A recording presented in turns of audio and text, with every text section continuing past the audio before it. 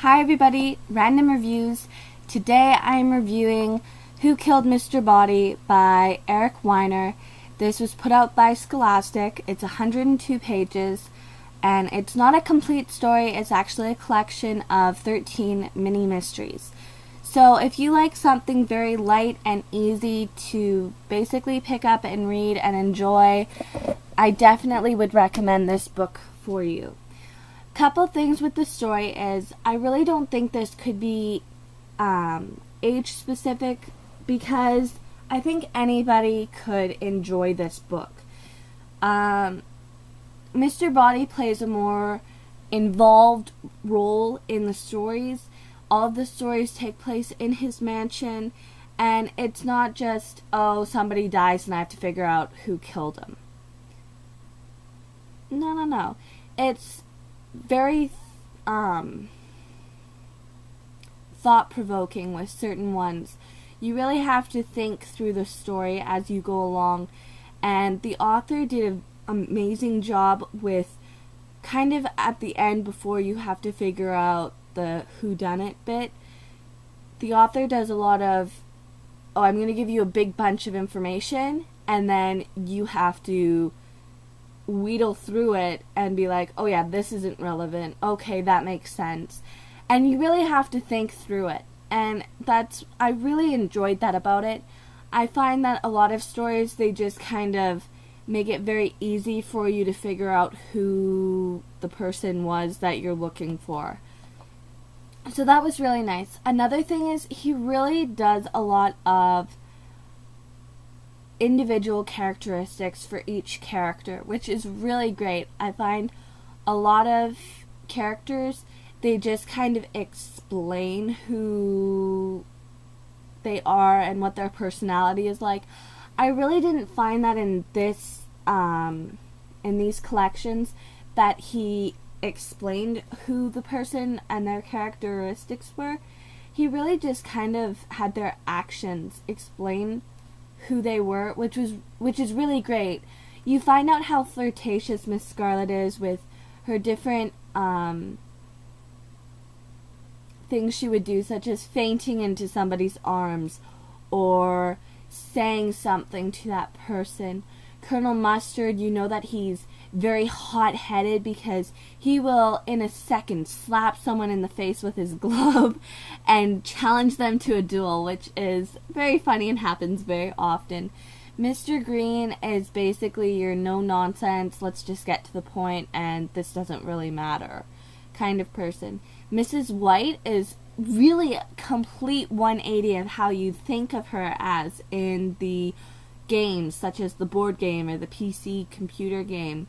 She hates her job, and you see from her actions that she doesn't like her job. She will put her hand over her mouth and stick her tongue out at a person, or she will say certain things. Professor Plum is another one. Don't really think of, you always think he's very thought-provoking as he is portrayed in the games, because he's always sitting there thinking and stuff like that. And he's usually never the person who's committed whatever the crime was. But in the story, he's so forgetful. Within seconds, he'll forget. And one of the mysteries, spoiler alert! In one of the mysteries, they're playing hide and seek, and he forgets to come out of the closet, I think it is, because they were playing hide and seek, and he wasn't found, and he just forgot to come out. That's how he puts it. I just forgot to come out. Alright, I'm back. Alright, so these stories are very easy to get through. All of them, none of them are really longer than 10 pages. And what's really interesting is I really think any age group could enjoy this book. It took me longer to read through the mysteries because I just kept laughing out loud at certain scenes or certain wordplay. And what's really awesome is at the end you have that chance to try to solve the mystery. And you get given one of these, just like in the game. You get your little suspect sheet that you get to fill in. And I didn't fill them in. I don't like writing in my books. But somebody had written in this one. I bought it used. And I had to go through, thank goodness it was pencil, and erase all of the pencil marks. But you get to have that chance to try to solve whatever the mystery was. And I really enjoyed that.